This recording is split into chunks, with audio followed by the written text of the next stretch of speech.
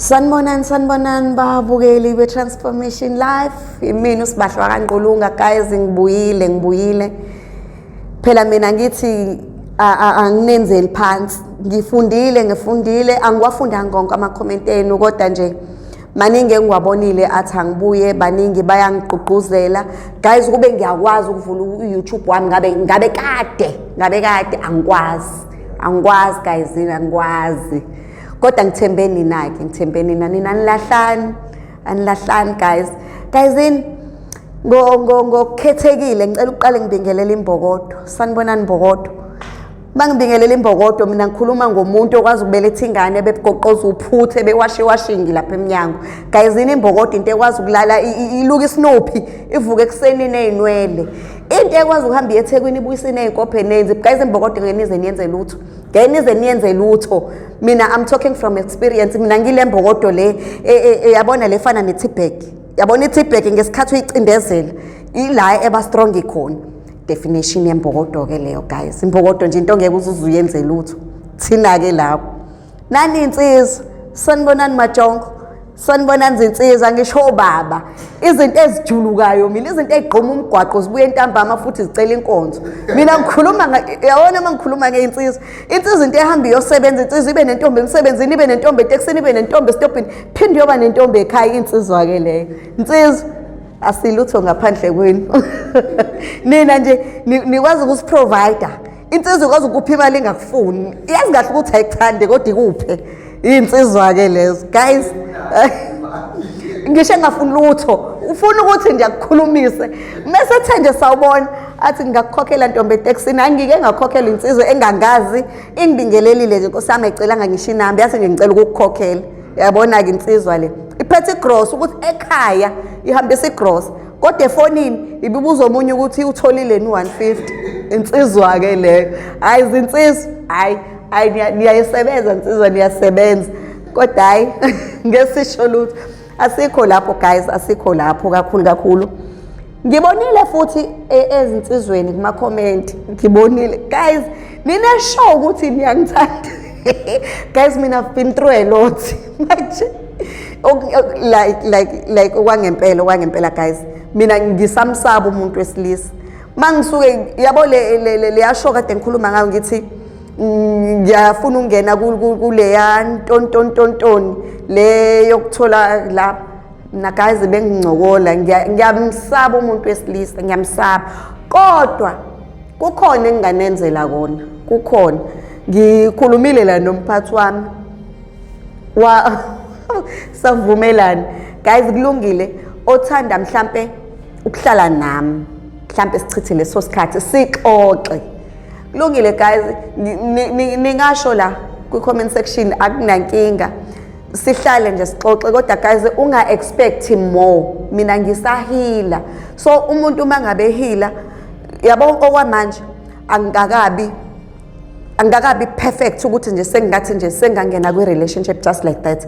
Kodwa I don't mind ukuxoxa, I don't mind ukuhlala nje kodwa public. Angifuni umuntu ozothi ehotel, angifuni umuntu ozothi ekhaya noma endlini yami. No guys, no. Yabo nje lowo it's a big no. Angikwazi guys, ngisasaba. Ngeke phela ngize ngazi noma kusayeli laba babhemi labaya bathuma nina. Yabo nje into umuntu esilisa guys ngisayisaba, kodwa since ngila and ngisazama futhi ukuhila. Yabo ungasho nje mawufuna ukuhlangana noSibahle uMangqulunga anginankinga, kodwa public ngisagcizelela public. Into ezimnandi ngiyazithanda, nginankinga ngithengela into ezimnandi. Angikaze ngithengelwa amaflower, ngingawajabulela. Uchocolate ngicina ngokuzithengela mina, nawo ngawujabulela. Yabo nje izinto nje ezimnandi, izinto ezimnandi guys. Hayi ke engize ngayo ke namhlanje itiye guys. Ngicela like nihlale, yabo nje nihlale nje phansi ni relax. Ophethe itiye abeliphuza phela itiye vele lele ngiza nalo. Ophethe ijuice ayiphuze. Ophethe drink, ophethe ipercent. Kukwena ukuthi uphetheni lapha ekhaya. Mawudla futhi idla. Kodwa njengoba sengiqala ngikhuluma, idla kancane uzokinyeka, kuzokubinda. angifuni nixheleke mina ngiyanibhekelela ngiyanibhekelela guys. Phela nina nila. Yabo la ila ngihlala khona. Futhi ngicabanga manje ukunifaka la esiswini. Khona ngeniphume. Yabo manila akekho uzongiphuca nina. Ngeke ngeke. Yazi guys ke kunobhuti la bekhuluma naye la i-comment yakhe la kwaya wakhuluma nabaphathi bami. Hayi nami mina ngitshelwe sengitshelwa sahlangana naye. Kodwa lo bhuti lo shame Nkosi yami akakhuluma ukuthi mashelana mabanibane cha ubhuti ngibabonile ukuthi unenkinga khona inkinga naye so ngithe wacela ukuhlangana nami ubefuna ukubhodla phela nina insizwa nine pride lokho nje akufihlwa nine pride nje nina so ku right ukuthi umuntu umebhodla kumuntu ongamazi ngiyaniqoquzela nani ofuna ukubhodla ngikhona osabayo ukuvela la abukwe icamera abukwe iSouth Africa yonke anginankinga akeze mina ngizombhodlela since mina ngingenankinga nokubhodla mina guysini ngabhodla isigaxa kasibhodla so nje ukubhodla la kumina into ezincane nabanye bangeza bazobhodla anginankinga futhi ngizokhuluma nje mofuna ngikukhulumele mawufuna futhi ukuba la uzikhulumele wena naloko futhi akunankinga kungijabulisile futhi nokubona ukuthi khona umuntu waseSwazini guys hala eSwazini yazi ngathi ave ngisithanda iSwati ngiyabona nje umuntu waseSwazini uthemethi nje kwaseSwati ngivele ngazizwa ngincibilika ngameltha okay ke guys ithi indaba ufikile ke ubhuti sahlangana naye mina ngiyayithanda iworkshop ngoba iworkshop wonke umuntu udlula khona noma lingangishisa ilanga kodwa mina mangikulalelile mangizamile ukukulapha okubalekile yabo nje izathu sale show ukulapha nina yabona masithi siyan transforma zona impilo zabantu neyami transformeke khona and ngikubonile ngombono wenu babukeli naba abaphathi babonile kuwise ukuthi njenganami umuntu osegowile ukuthi angakwazi ukukhuluma nabanye abantu because mangabe uzofika kumuntu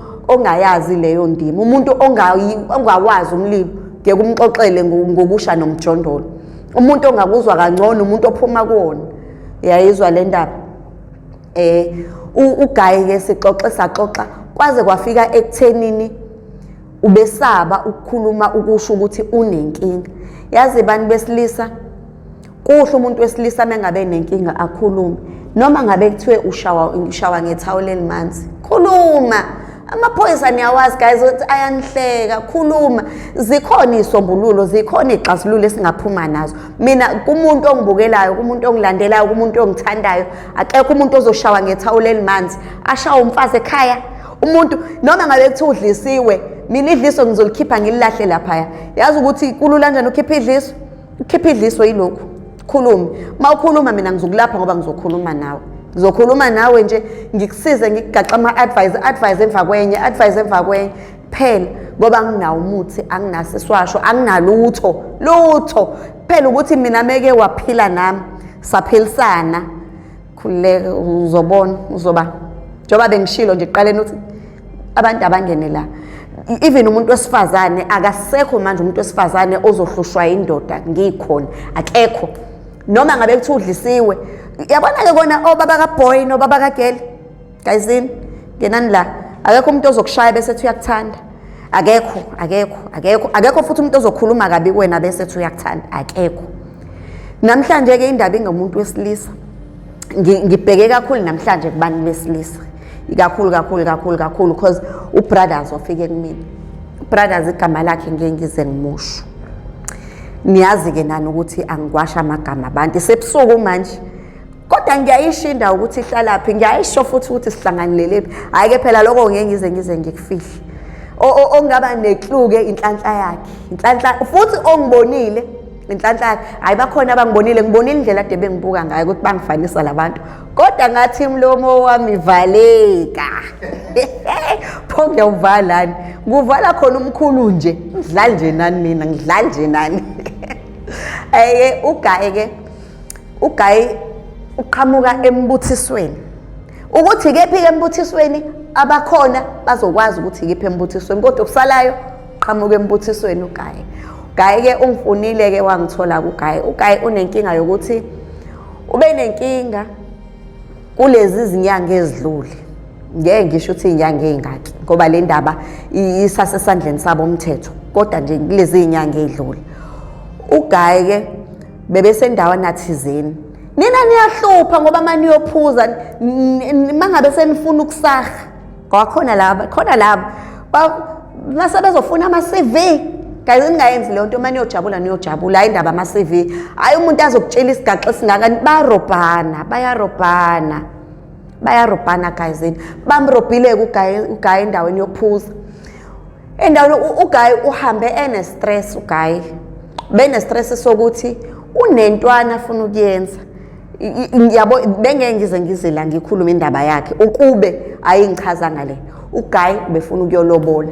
Gayi hayi ukuyocela ukuyolobola. Wazwa nenhlanhla usisi. uGayi ke usanda kuqala ukusebenza. Samncane futhi shem samncane. Age group wethu noma ngaphansi kwami. uGayi ke meya lapha ebank mefika ebank ashawe icredit score. Shuthi ubuye stress useqale ngokuxoxa. uGayi wamtshela untombazane waxoxa ku. So esexoxileke kubo phela abalindele. Ayike mefika lapha ekuzijabuliseni phela uyokwehlisa stress. Ayike wone ngokuxoxa. Kuthe phela mangabe sekuthe ukuthi waxoxa ziyaphuma ke indaba abantu mase bedlile ngiyazi. Shuthi uGayi uxoxela umuntu orongi. Lo muntu orongi umuntu akade behleli naye tafuleni bephuza nje kumnandi. Niyazi ke nani ukuthi lapha yanigcina seniwumndeni senixoxa noma yini. Abanye ke mabe stress ithi mayisithi into ipercent ke kukhona lokudla lokhu ukuthi wena khipha indaba. Khona futhi lokho ukuthi wena khala. Okusho ukuthi uGayi udle lokho ukuthi khuluma. Akhulume uGayi ke.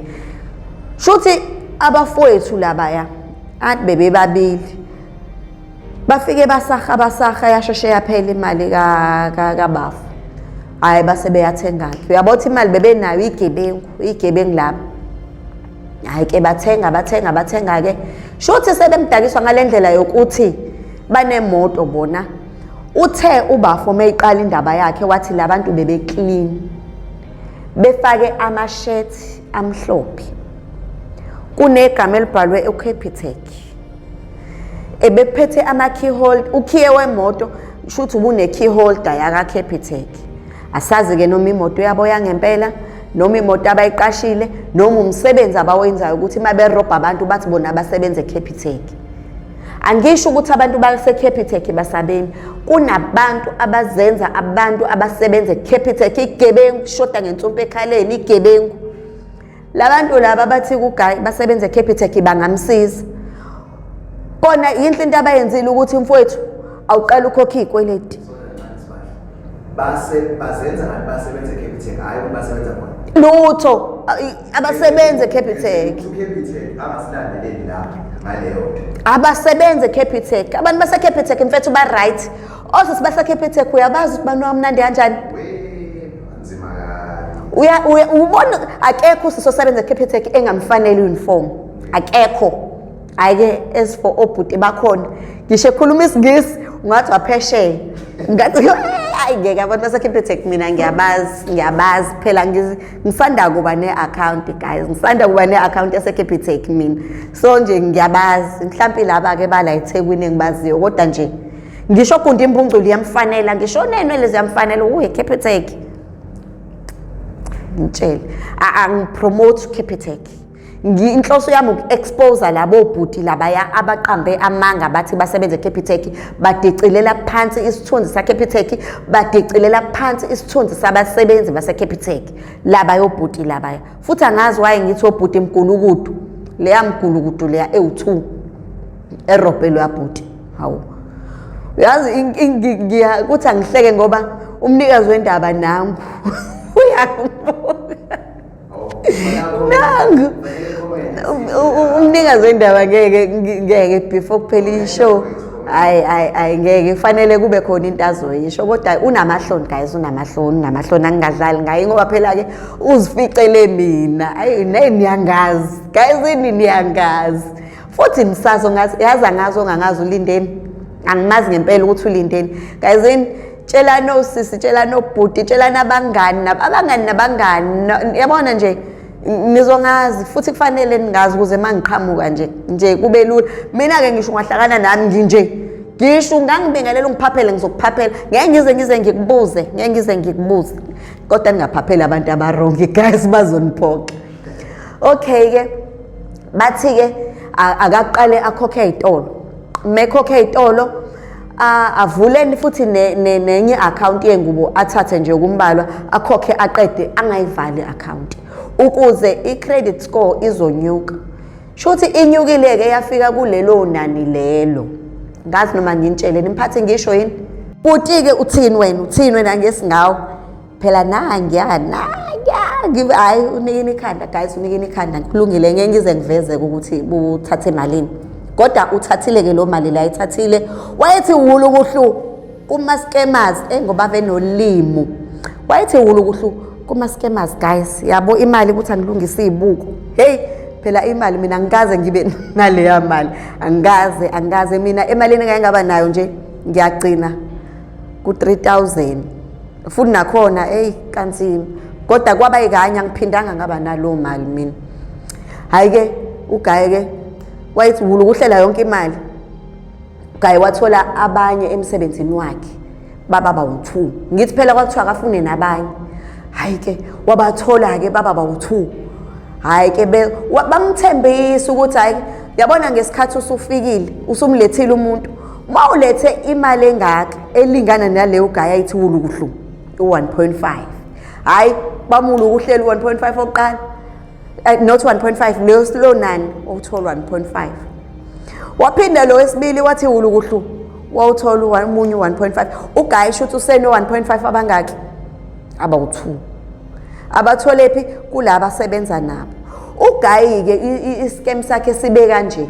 kuthiwe boleka le mali le usihulu kuhlele ngayo ngoba amagumba wawulu kuhlela mewulu kuhlela bathi hayi wena emva kwa 6 months siyosivala isikweleti sakho sokuthumelela ngencwadi efonini ukuthi isikweleti sakho peyiye asizange siphele ugayi kwathi emva kwa 6 months bayithumela lo ncwadi angithi uyaxhumana nabafana lababhemi phela lababhemi sekwabangani bakhe ngoba banethemba lokuthi usazoletha abanye ayike aletheke kubafoke le mali le ayike bamuluhlela kushuthi kwaba u3000 imali ugayi ayithola ewumholo hayi phela u6 months hayi bo bafowethu namba besayibamba imali yami ebank ugayi engakumentionanga ubehola ngesonto bebeyibamba ngesonto imali eCapitec phela imali yabo abanacala ke bona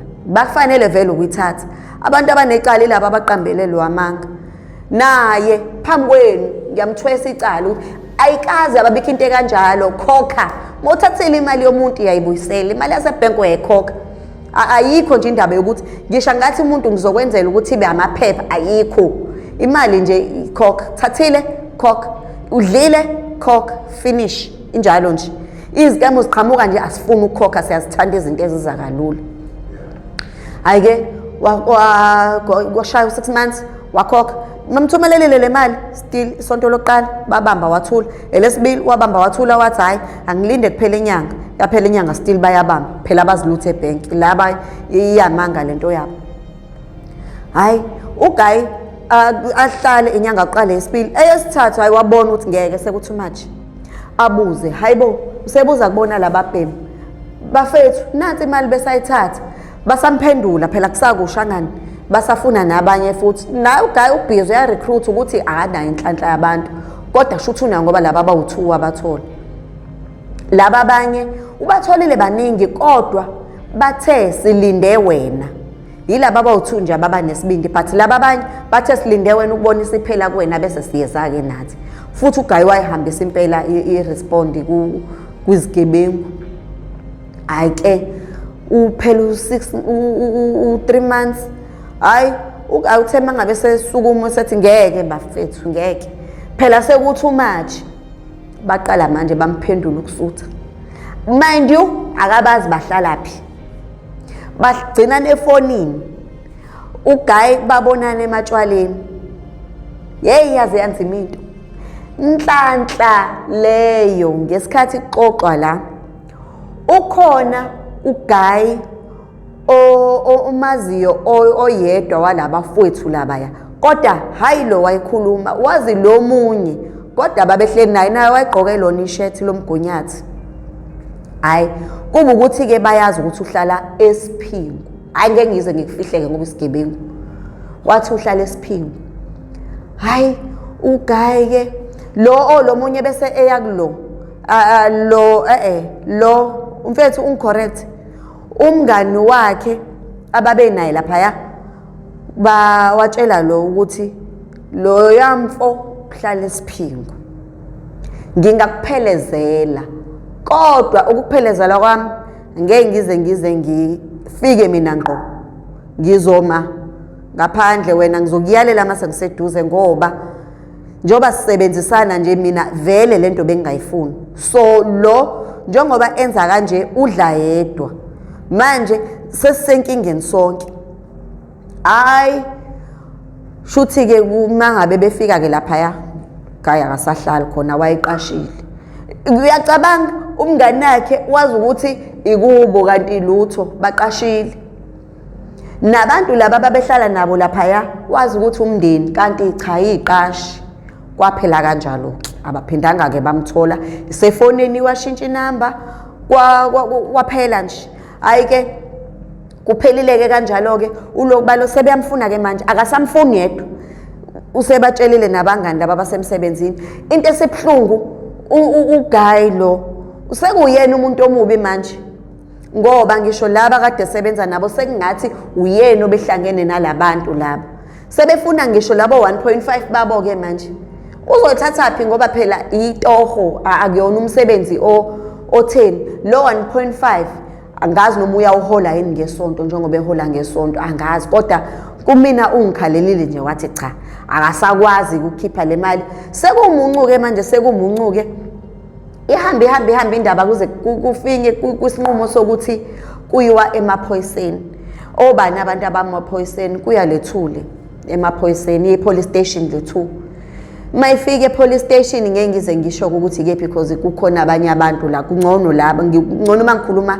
ngabagilwa nothi abanye abantu abangekho la so abagilwa omgili phela manje la amaphoyisa angikwazi ukumenshina ngiyaxolisa guys ngiyaxolisa hayi ke mabefika ngale kufumaniseke ukuthi manje sekufanele kuzolandwa lo mfo lo okuyena waqoqa labo 1.5 yazi into errong ayenza yini ukuthi le mali le ngesikhathi bemnika abafakanga kwi-account yambhemu luya bayifake kuyena yena ayidlulise lapha yabo yena bese middleman yena into emgaxelisile yileyo hayi ke alandweke laba ngesikhathi bevula icala abalivulanga icala lokuthi siskenywe abantu bona kube ukuthi siskenywe usibanibani hayi ke afike ke amaphoyisa ke mefika ke alandweke mefika lapha ke useyachaza ukuthi no indaba imi kanje walichaza lonke udaba hayi ulalile yena ezikhindini ulalile noma ilale kancane kodwa ulalile kona akubanga isikhathi eside ngoba uchazile ngenhlanhla ubufakazi unabo ama conversation kuWhatsApp ube nawo kwavela ukuthi cha bagiliwe bonke kwavela futhi ukuthi nabo laba bayazi ukuthi indaba ibi kanjani bebazi it's just bona bathathe ngenhliziyo and angibablame imali le guys imali endinkulu mina ngisho 5 rand mkhulu kabi mkhulu ngoba nje imali guys impande yesono leyana so yenzisana noma yini ayike barobheka kanjalo ke umefika lapha ya uGuy ke angithi phela o colleague bese kubuye nabo bathathu basebenza ndawonye and laba abanye balindile ukuthi makulunga bazobe sebeyangena vele balindile kwase kunaloko futhi kusizile ukuthi abanye bofakazi baqhamuke kulabo kusizile naloko ayike emsebenzini ke ngebhadi ke uphelile umsebenzi ipolice yasemsebenzini ayibhaliwe wasayina futhi ngesikhathi esayina ukuthi into yobugebengu ngeke ayenze into eyibhizinisi elimacashacasha ngeke alenze lento ifana nokuthi ibhizinisi phela elumacashelana waxoshwa kanjalo ke xoshwe nje with immediate effect ezibhlungu ke ilezo phelile umsebenzi ngenxa yama scammers guys ubhuti ke wase yangithola ke uyakhala kuyimanje kubhlungu because isinkwa sengane zakhe siphelile iphupho lakhe lokuba nonkosikazi liphelile iphupho lakhe lokuba nomuzi liphelile kodwa ke ngoba usamncane ubhuti osamncane osa right fundile futhi fundile impela ngeke uzowuthola ngeke angawutholi guys ngiyacela semkhulekisi ibhlungu lento ibhlungu and into enye yabona qapheleni indaba yabantu abathi bazongcimela izikweleti akekho umuntu okwazi ukucima isikweleti noma ngabe kuthiwa isayiliphi ibank akekho umuntu meke wathi uzocimela isikweleti lethi imali engaka guys ibusiness le moto le ahamba ngayo uyithathe khona lana futhi ke nje iperfume mina ngizonitshela ngintshele yabo uma ufuna ukunuka kamnandi ngitshele yini yabo ufuna ukumnandi eyitolo ayathestwa testa uthi kanje la uthi isingenile guys nifuna ukutshelwa yonke into awuntshontshe kuthiwe kuyatest ufike ucele nje yabo mina ngangicela Nkosi yami angisaceli ke angisaceli manje sengiyakwazi Nkosi yami ukuyithenga mina ngicela yabo kulabo sisibase signature kangicela msisibe ngicela ukutesta ngingasho ukuthi ngicela ukufutha athi thele esandleni angithele yena esandleni kulungile ngithi ngithini kusisi ngeke ngize ngikwazi ukuyisa njalo ngaphela ngine sinus lapha ngina sinus nifuna ukutshelwa yonke into nina phila nami nizokena la ngishuthi ke obhuti ke mhlambe nabo bashaya lezo ke phela ngithi ama scammers shuthi bashaya mhlambe futhi bangena bayifake ephaketheni ngeke ngize ngazi kodwa kusala uthi ubhuti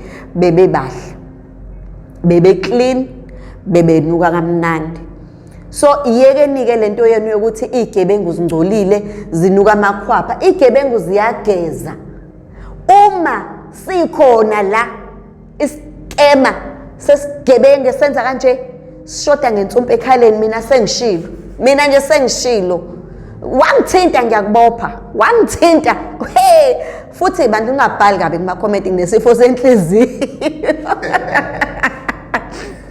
ngiyahlukumezeka kakhulu mina Nkosi yami ungabhali kabuhlungu kodwa guys in serious on a serious note iyekeni lento iyekeni yimbi and guys yabo mina la ongazi khona kuona wonke ama episode ozongifica kuona ngizohlezi nginiqwashisa ukuthi musani ukuthanda izinto eziza kalula ngisho ngabe kuthiwe indaba yami ize ngayiphi indlela ngishingeza ngo left ngishingeza ngo right ngishingeza ngefront ngishingeza ngeback okusalayo musani ukuthanda izinto eziza kalula yabona ama shortcuts empilweni yiwo lawa silimazayo silinyazwa ama shortcuts ubhuti lo ngimtshelile na ngathi indaba yami neyakhe icishifana umehlu icishifana yazi indaba ngithi icishifana ingoba sobabili besifuna shortcut nawe mntaka ma othi ufuna shortcut cha